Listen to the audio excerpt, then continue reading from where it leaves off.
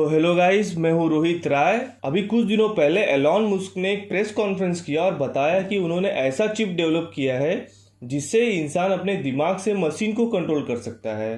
तो इस न्यूज़ पे बात करने से पहले, क्या आपको मालूम है एलॉन मस्क के बारे में? क्या आपने कभी सुना है एलॉन मस्क का नाम?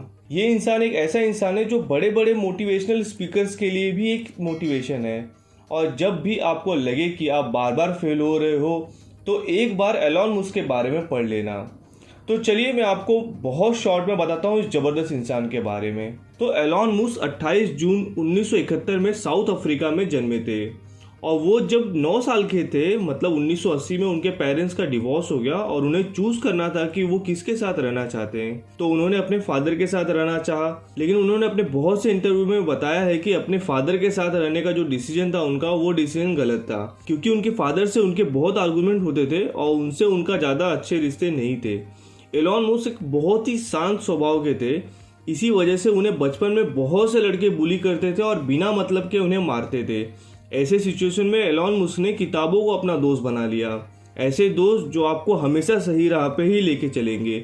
10 साल की उम्र से ही वो कंप्यूटर कोडिंग के बारे में पढ़ने लगे और खुद से उन्होंने कोडिंग सीखा और 12 साल की उम्र में ही उन्होंने ब्लास्टर टू पीसी नाम का गेम बना दिया, जिसे उन्होंने एक कंपनी को $500 में बेच दिया। और मैं ये बात कर रहा हूँ उस समय का जिस समय कंप्यूटर नए नए ही मार्केट में आए थे और उसके बारे में लोगों को ज़्यादा नॉलेज नहीं था। और ऐसे टाइम पे बस किताबों को पढ़कर एक 12 साल के बच्चे ने कंप्यूटर गेम बना दिया था, जिसे $500 में बेचा उन्होंने। उसके बाद एलॉन मस्क ने अपनी पढ़ाई कंप्लीट किया इकोनॉमिक्स और फिजिक्स में। 1995 में जब वो बस 24 साल के थे, उन्होंने अपने भाई के साथ मिलकर एक वेब सॉफ्टवेयर कंपनी स्टार्ट किया जिसका नाम था Zip2।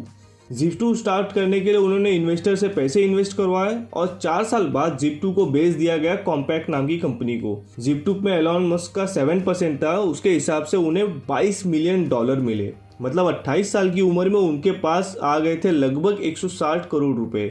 लेकिन वो यही नहीं रुके। एलॉन मस्क ने 1999 में X.com कंपनी स्टार्ट किया, जिसमें उन्होंने अपने $10 मिलियन इन्वेस्ट किया।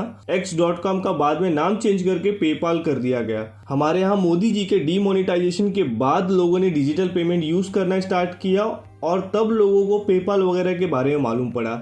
लेकिन एलॉन मस्क ने 1999 में ही इसे स्टार्ट कर दिया था। एलॉन मस्क एक ऐसे इंसान है जो बहुत दूर की सोचते हैं। 90s में जहां लोग अपने बारे में सोच रहे थे, वहीं एलॉन मस्क सोच रहे थे कि एक ना एक दिन ये पृथ्वी तो खत्म होना ही है, तो मार्स पे जाके कैसे रहा जाए। और इसी के लिए वो रॉकेट खरीदने पहुंच गए रशिया। लेकिन वहां उन्हें एक रॉकेट की कीमत बताई गई $8 मिलियन, जो कि एलॉन मस्क को काफी महंगा लगा। और वहां से वापस आते वक्त ही एलॉन मस्क ने सोच लिया कि उन्हें एक ऐसी कंपनी बनानी चाहिए जो कि एक सस्ते रॉकेट बना सके।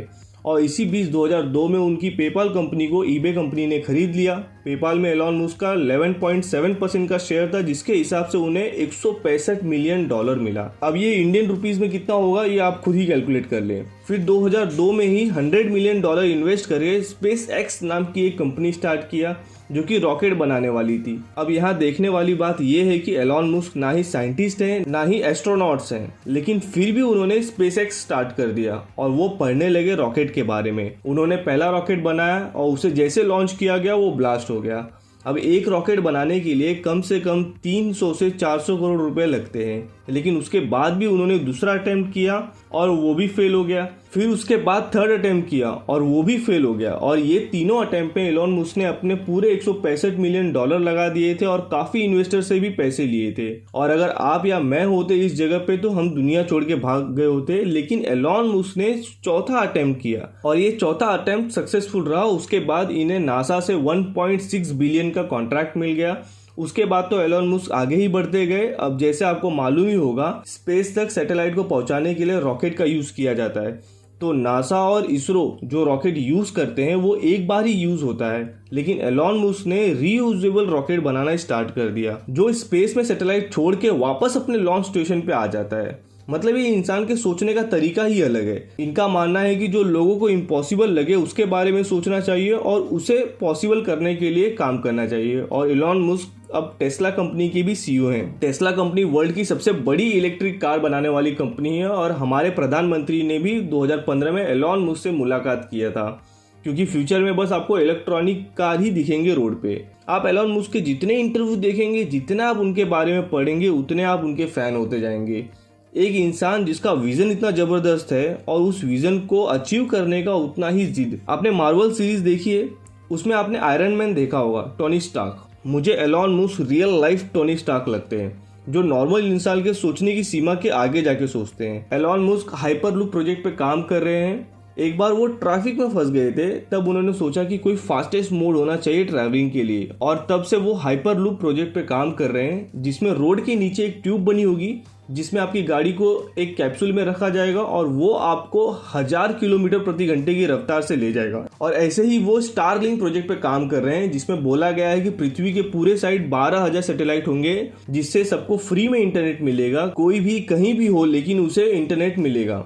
और इस प्रोजेक्ट के लिए उन्होंने कुछ सैटेलाइट ऑलरेडी लॉन्च कर दिया है। और ऐसे ही ये न्यूरालिंक प्रोजेक्ट पे काम कर रहे हैं 2016 से। और अभी 28 अगस्त को एलॉन मस्क ने एक प्रेस कॉन्फ्रेंस रखा था, जिसमें उन्होंने बताया न्यूरालिंक के बारे में। न्यूरालिंक एक ऐसा चिप है जिसे आपके दिमाग में लगा दिया जाएगा, तो आप बिना किसी फिजिकल कॉन्टैक्ट के, बिना किसी को छुए, इंटरनेट के मदद से अपने स्मार्टफोन या मशीन को कंट्रोल कर सकते हो। जैसे अभी आपको किसी को कॉल करना है, तो आप मोबाइल उठाओगे, फिर उसमें नंबर डायल करोगे और फिर कॉल करोगे। और इससे ज़्यादा इजी आप ओके गूगल की मदद से कॉल कर सकते हो। लेकिन न्यूरालिंक की मदद से आपने बस अपने मन में सोच लिया कि मुझे XYZ को कॉल करना है, आपका स्मार्टफोन डायरेक्ट कॉल लगा देगा। तो ये एक ऐसा चिप है जिसे बहुत से वायर के थ्रू आपके दिमाग में लगाया जाएगा, जिससे इंसान आराम से मशीन को कंट्रोल कर सकेगा। और ये चिप आपके दिमाग में ड्रिल करके लगाया जाएगा। लेकिन ये किसी भी डॉक्टर के लिए बहुत रिस्की काम है, इसीलिए ये एक रोबोट के द्वारा लगाया जाएगा। इसे अभी इंसानों पर ट्राई नहीं किया गया है, लेकिन अमेरिका की FDA ने ह्यूमन ट्रायल के लिए परमिशन दे दिया है एलॉन मस्क को।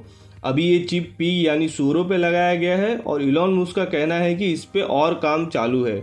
फ्यूचर में इस न्यूरालिंक से इंसान बिना मुंह खोले भी एक दूसरे से बात कर सकेंगे, और एक इंसान के दिमाग में एक से ज़्यादा चिप भी लगाई जा सकती है, और इसे इजीली निकाला भी जा सकता है। एलॉन मस्क ने कहा कि स्टार्टिंग में ये चिप यूज़ किया जाएगा अपंग लोगों के लिए, जैसे जिन्हें पैरालाइज है, तो वो इंसान अपने दिमाग में से ही मशीन को कंट्रोल कर सकेगा। तो इसे बहुत सी जगहों पे इसे यूज़ किया जाएगा।